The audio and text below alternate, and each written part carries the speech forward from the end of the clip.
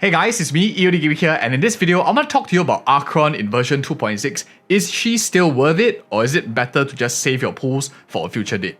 Now, long story short, I think that it really depends on your particular account, and I'll give you a scenario when it's actually good to still pick her up and when it's not.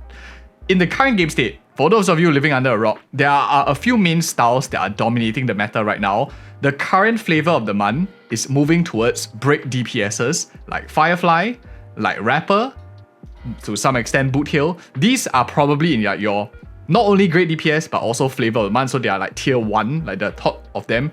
There are other 2 DPSs that are really good and are also still relevant in meta, and that is Fei Xiao and Acheron herself. I would classify these units as the so-called overall arcing elements of all. We see that a lot in Apocalyptic Shadow and Memory of Chaos. Pure Fiction has a bit of unique elements where you have some other characters like Argenti, Himiko coming into the meta, which your traditional other DPSs might not fulfill as well. But by and large, Apocalyptic Shadow and Memory of Chaos has Acheron placed one of the highest.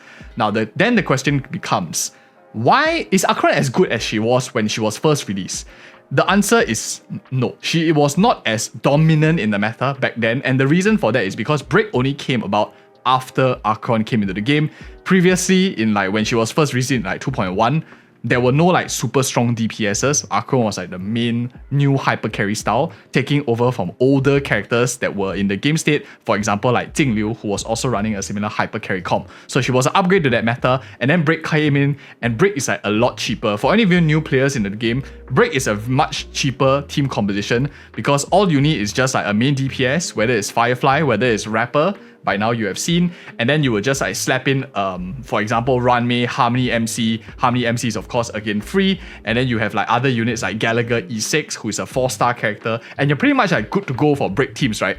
Of course, if you don't have Ranmei, there are many other options available that will be quite interesting to know about in the coming patches. We'll talk about it then.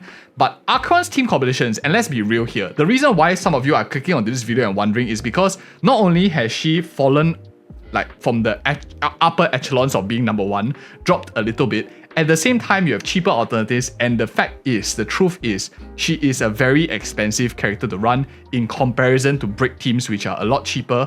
I would say it's quite similar, Acheron teams and Fei Xiao teams, because Fei Xiao teams, you have all 4 premium characters. You want all to be like limited S ranks, 5 stars, whereas Acheron you can actually make do with just hyper carry investment into one character. She does do better as you scale more, but she does very fine as the solo carry as long as you have meet her multiple requirements. So first thing, I think the biggest thing, whether is she still worth it, is what are your light cone options.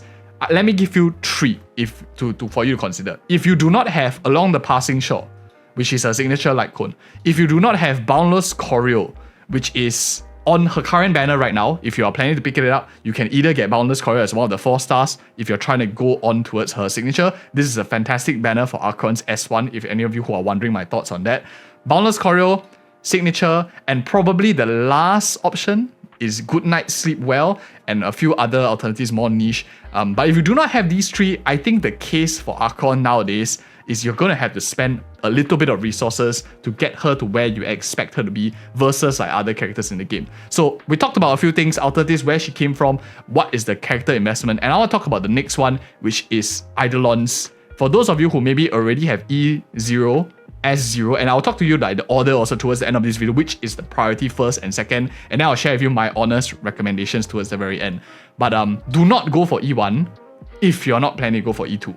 Now, E1 is just a quick, nice buff, but the main important one is you want the E2 because it reduces the number of nihility characters. And out of all the DPS E2s in the game, this is probably the biggest game changer since she was released, and up till now, E2 Acheron is worlds apart from the difference. Like the difference between E0 versus E2 Acheron is way different from E0, E2 Firefly, E0 E2 Fei Xiao, super different worlds apart. And this is where you get like, if you are Eidolon player, a vertical investment kind of account builder, E2 Acheron is a lot of good value, and she is really very strong at E2. Totally different character, by the way, at E2 S1. So then the question then becomes, long story short, right? Let's summarize the first part. Is she still worth it? I think yes, if you have the right light cones and if you have her at decent investments and you don't already have break team as well as Feixiao team, established teams already, in that case, Acheron is still really very strong.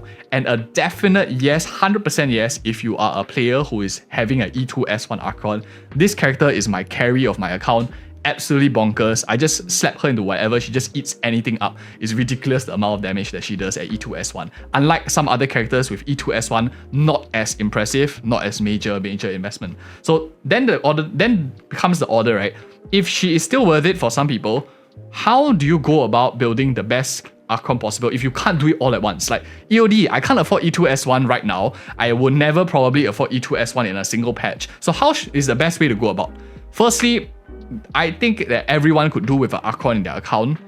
Maybe to some accounts slightly less, especially if you already have like a lot of the other meta teams. But I would first, especially if you have E0 S0 Acheron, her signature light cone banner is tons of value, especially if you have E0 S0, because in the along the passing shore banner that's currently on in 2.6, you have on the same banner, you have Boundless Choreo, which is exactly the thing that she uses. So if you're trying to get S1, maybe you unfortunately, hopefully not, but if you unfortunately lose your 50-50, your 75-25 rather on the banner and you get something else you don't want, maybe you picked up like 1 copy, 2 copies of Boundless Choreo, you can slap it on Acheron and it works really very well for her. And then you will start to see her actually function a lot better than people that do not have these 2 light cones.